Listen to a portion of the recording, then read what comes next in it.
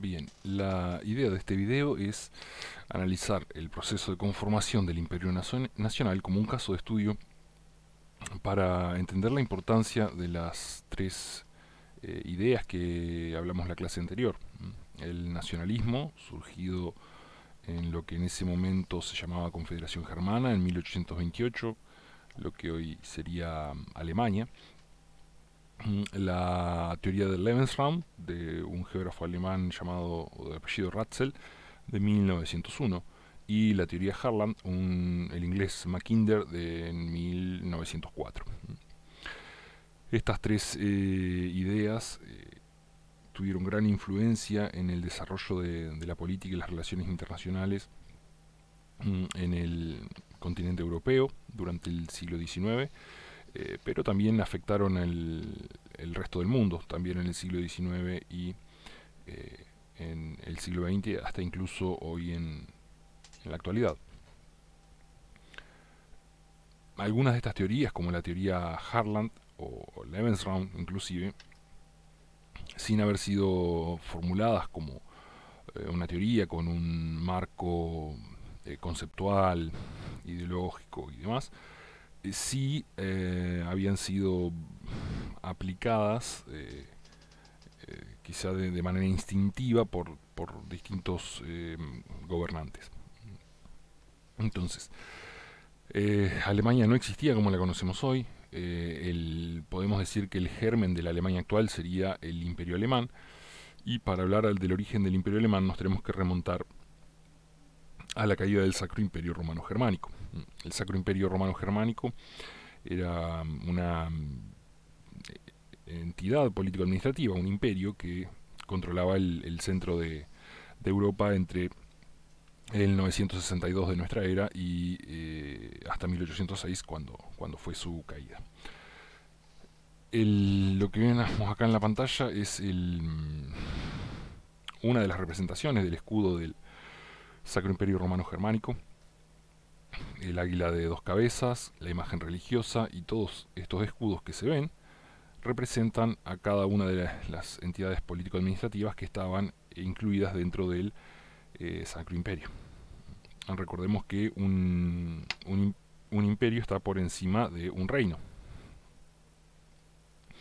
Es decir, tenemos unidades político-administrativas menores, como puede ser una ciudad-estado, un principado, un ducado, que pueden estar englobadas en un reino.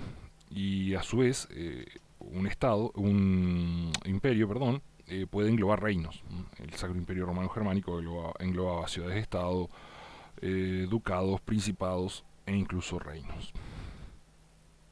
Las fronteras de este imperio eran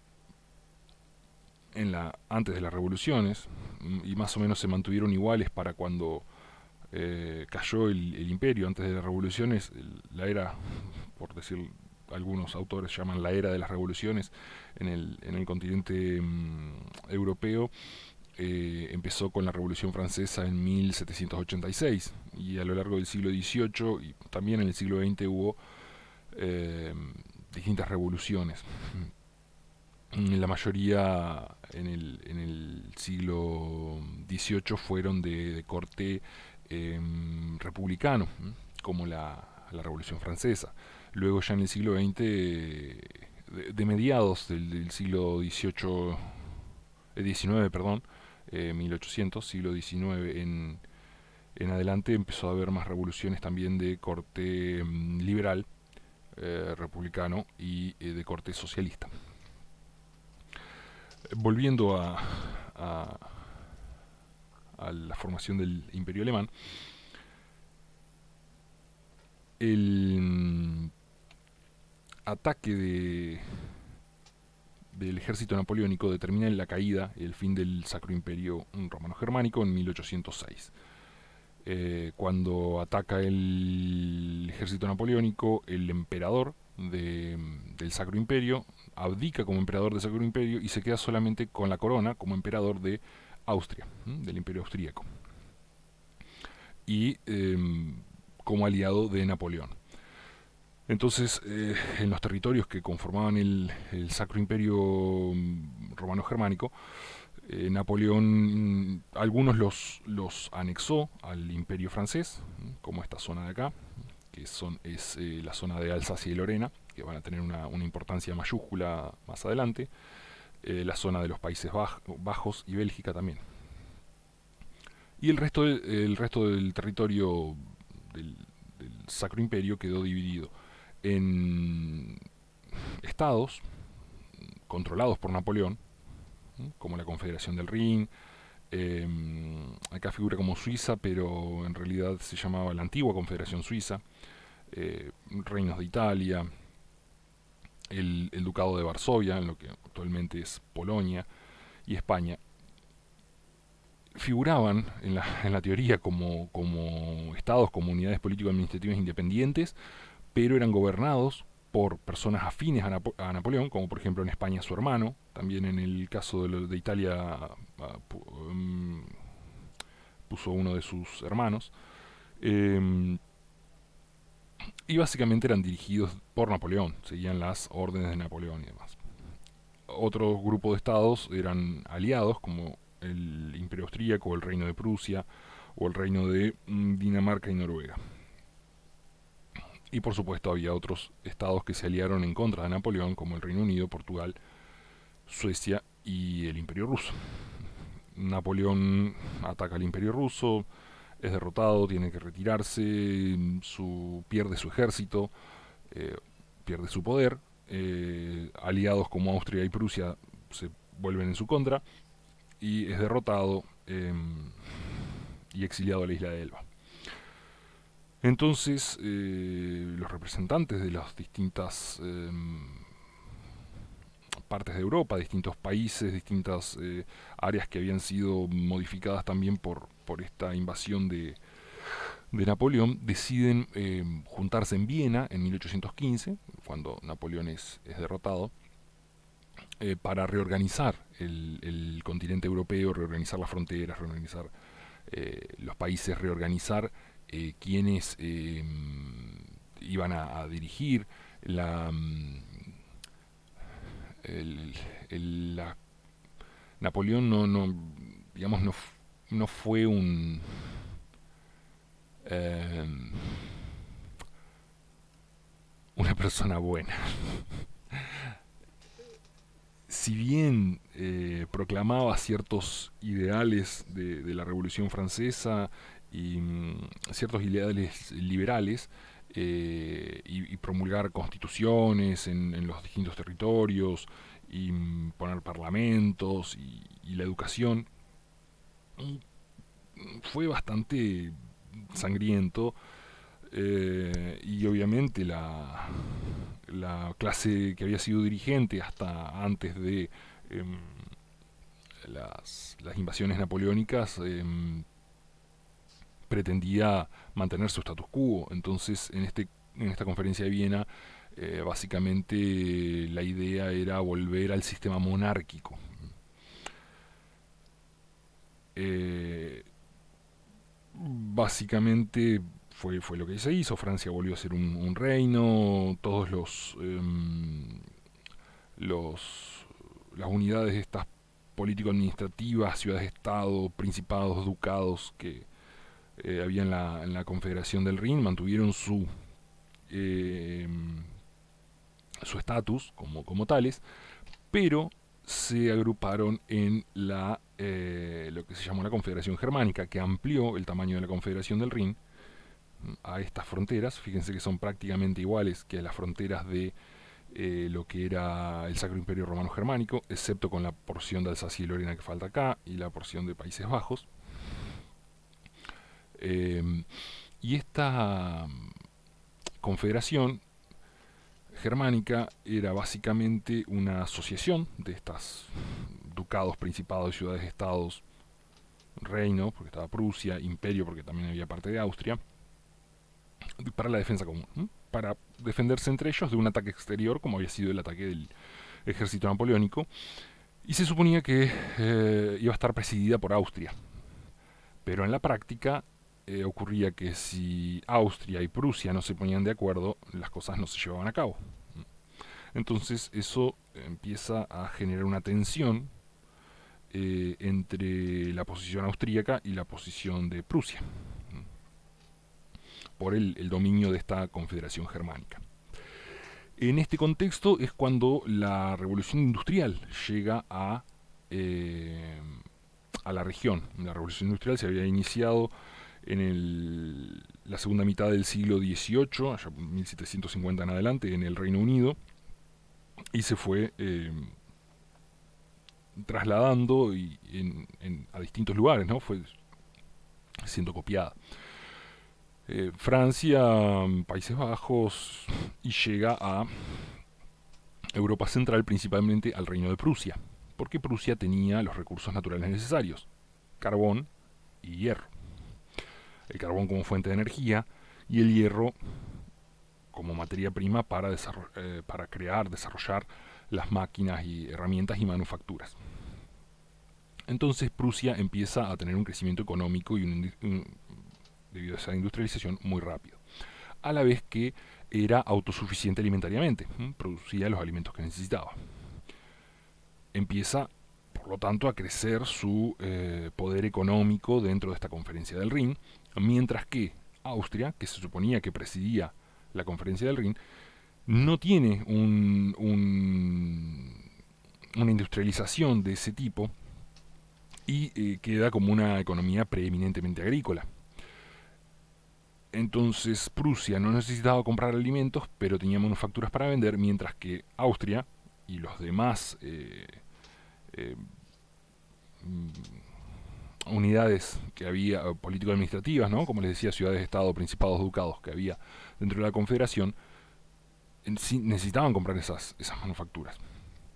Entonces, de estos principados, ducados y todo lo demás, se empiezan a acercar más a Prusia, a querer ser más cercanos a Prusia porque era el que más se estaba desarrollando y al cual le podían comprar manufacturas, y si había buena relación esas manufacturas iban a ser incluso a mejor precio que si no había buena relación. Y en Prusia comienza también, con este crecimiento económico, con esta industrialización, apoyada en el liberalismo económico, en las ideas liberales de que cada uno podía gozar del fruto de su trabajo. Hasta las invasiones napoleónicas, Europa Central se encontraba todavía mayormente bajo el sistema feudal, es decir, personas que no eran dueños, que trabajaban para un señor feudal, al cual le tenían que pagar un impuesto por usar la tierra y vivir en ella y producir, y a su vez podían ser reclutados para los ejércitos del señor feudal. Eran los siervos de la gleba, siervos con S, en este caso, no con C como es el animal. Entonces, estas ideas liberales que se desarrollan en Prusia hacen que el crecimiento económico sea mucho mayor, porque es un incentivo. Si con el esfuerzo de mi trabajo yo lo voy a poder aprovechar, respetan mi propiedad privada, voy a trabajar más si quiero vivir mejor, porque voy a tener más ganancia. Entonces, con esta idea se empieza a consolidar una burguesía en Prusia que va a también minar el poder de la nobleza. La nobleza, las personas con título nobiliario como reyes, príncipes, duques, varones, condes y demás, empiezan a perder poder frente a personas que no tenían el título nobiliario, pero tenían el poder económico y por lo tanto tenían las influencias. Entonces eso va a ser importante también en el desarrollo del imperio alemán.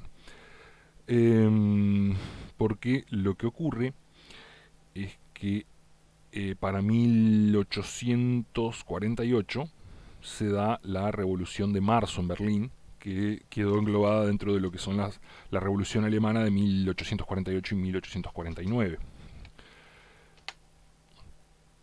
Acá vemos una imagen que representa los eventos de la Revolución de de 1848 en Berlín. Esta burguesía empieza a rivalizar contra como les decía, el poder de la nobleza. Y en esta imagen se puede ver que tenemos banderas con franjas horizontales y banderas con franjas verticales. Las banderas con franjas horizontales representan a los revolucionarios monárquicos, es decir, querían un Estado unificado, con esta idea del nacionalismo que les decía que había empezado en la Confederación Germánica ya por 1828. Un Estado monárquico, un Estado alemán, pero monárquico, es decir, con un rey, un monarca a la cabeza. Mientras que los que tenían las franjas verticales, como la bandera francesa, querían un Estado alemán, pero republicano, según eran los revolucionarios republicanos, según las ideas de la República Francesa, ¿no? De la Revolución Francesa. Para calmar estos reclamos de esta revolución, se convoca al Parlamento de Frankfurt o Asamblea de Frankfurt, donde se discute justamente la idea de crear un Estado que integre a todos los territorios alemanes. Esta es un cuadro que representa la discusión de la época en el Parlamento de Frankfurt, perdón. Y en ese Parlamento había dos posturas también contrapuestas. Por un lado, la de crear la Gran Alemania, y por el otro, la Pequeña Alemania. La Gran Alemania era, volvamos acá, la Gran Alemania incluía a los estados, miembros de la Confederación Germana, incluyendo Austria y Prusia. Mientras que la Pequeña Alemania incluía a los estados de la Confederación Germánica, Prusia, pero dejaba fuera a Austria. En ambos casos, Hungría siempre quedaba fuera. No se ponen de acuerdo, básicamente, por las tensiones que había entre Prusia y Austria, y quién tendría más peso en la formación de este Estado alemán que integrase a todos los territorios.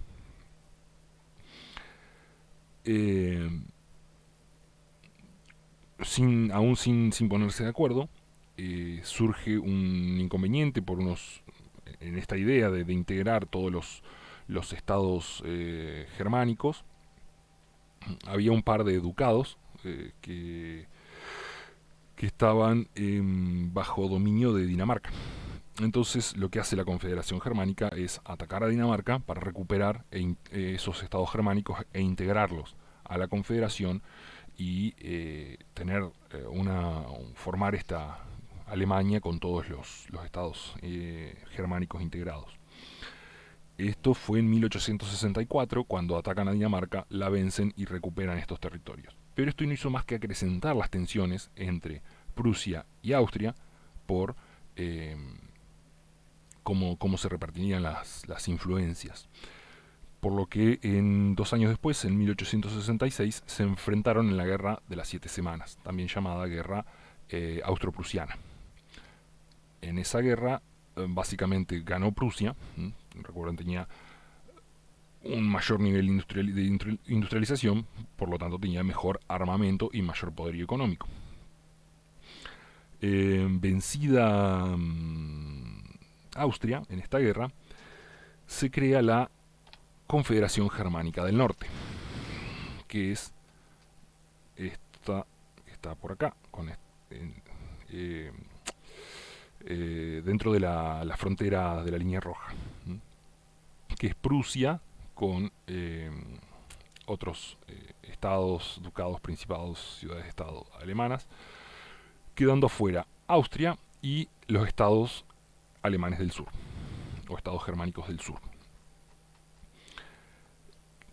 Que luego, unos 4 años después, ¿sí? En 1870, se incorporan a esta Confederación Germánica del Norte porque, o Confederación Alemana del Norte, no germánica, ya se empieza a utilizar el término alemán, se incorporan a esta Confederación Alemana del Norte porque tenía mayor poder económico. La industrialización seguía siendo pujante en Prusia, y todos los que estaban dentro de la misma confederación que ellos se beneficiaban.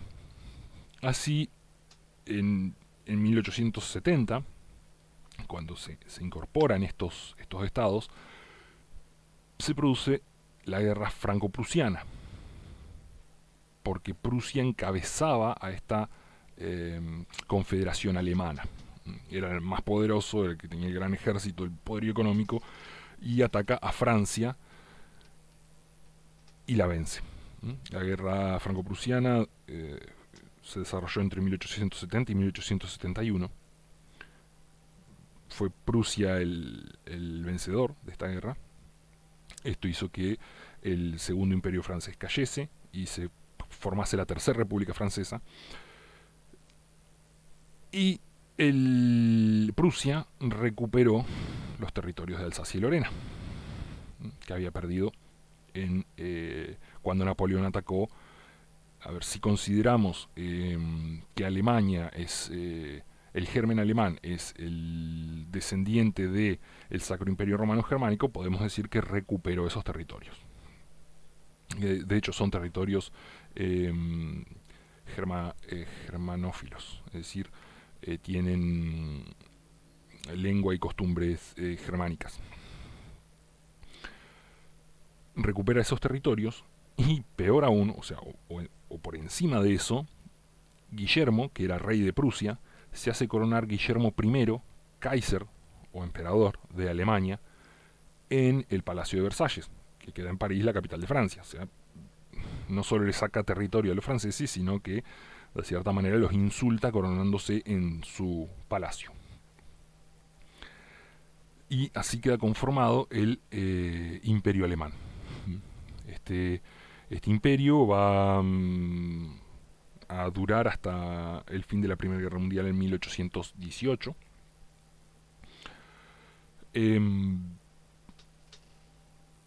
Y